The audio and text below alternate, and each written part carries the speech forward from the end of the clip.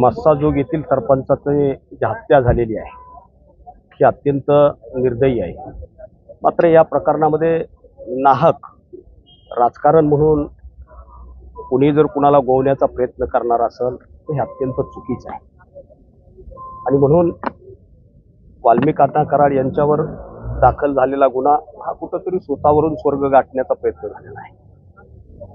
आणि म्हणून याची विना चौकशी अशा पद्धतीनं गुन्हा दाखल करणं हे चुकीचं आहे.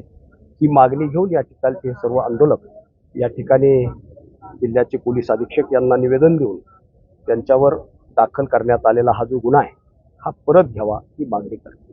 हे जे प्रकार बीड जिल्ह्यामध्ये झालेले आहे, संतोष देशमुख यांच्या हत्याचं प्रकरण, त्या ठिकाणं त्या आरोपीला कडक शिक्षा करावी यासाठी आम्ही निवेदन दिलेलं आहे.